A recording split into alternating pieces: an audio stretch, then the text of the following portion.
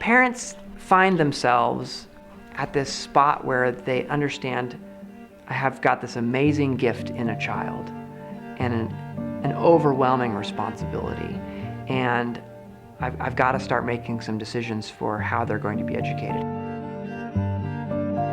And that often leads them to a discovery of what is happening in education.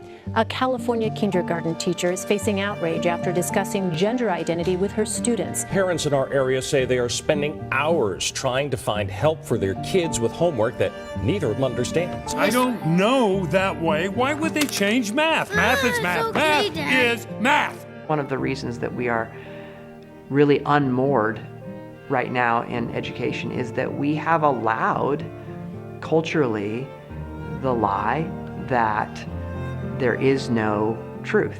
When we've gotten rid of excellence, I think our schools are going down the tubes. Woke culture, it's infecting our schools, it's infecting our culture. As Jesus said, He is the way and the truth and the life. And so we are a school that's going to stand on the idea of objective truth. This is the day the Lord has made. We will rejoice and be glad in it. The earth is the Lord's. And all its fullness. What we're going to teach here is really controversial because we're going to say that there are real things. We're going to say that male is male and female is female. We're going to say that up is up and down is down. There is truth. There is a God who's behind that truth. He is knowable, and we've been invited to discover that. One nation under God, indivisible, with liberty and justice for all. There are so many elements of an education that are more than just a transfer of information.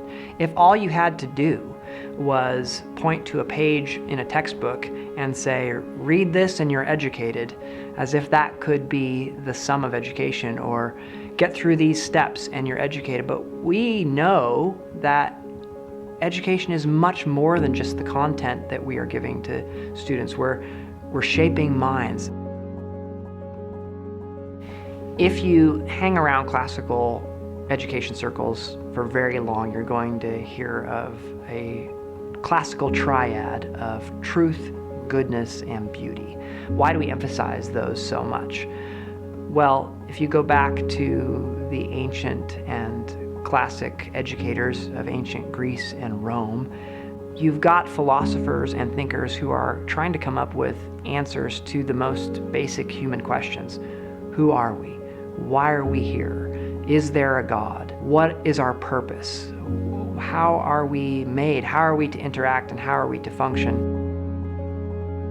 Parents start to realize that this is so much more than they imagined, and maybe more than they experienced. And it's not just sending your kids to school. There's formation happening. There's a love happening, and our kids start to want new things that maybe we didn't want before. We start as parents to want things that we didn't know we wanted.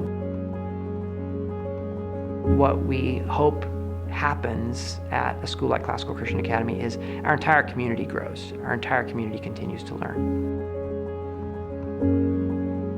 One of our goals is to cultivate leaders. We want our kids, while they're here out in the community serving, recognizing that there are opportunities to help out, to lend a hand. We want kids who care about this place, who care about their county, who care about their town. If they want to get involved, they've got the tools to do it, rooted in biblical principles, informed by the classical tradition.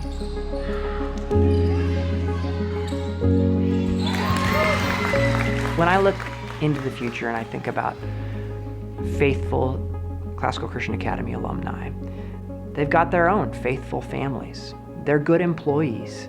They're good employers. They are making good decisions in their community.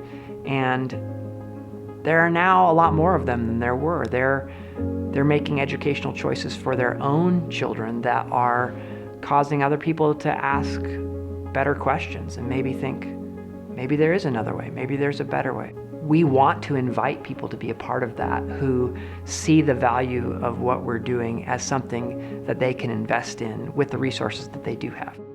The return on the investment isn't stock prices here. We hope it's something of more lasting and eternal significance, that the resources that let us do what we do, to develop land, to have a permanent home, to purchase curriculum, to recruit and keep the best teaching staff that we can, to be competitive not just regionally but nationally, not for our own glory but for the glory of God, and to equip leaders for the next generation. We're inviting people who can see that when I contribute what I have, it can make a difference over here in a way that is something far beyond dollars and cents. There's this multiplication as our alumni go out and serve and build and shape institutions and get involved. Think about what that kind of investment has. It multiplies out far beyond the horizon of what we can imagine.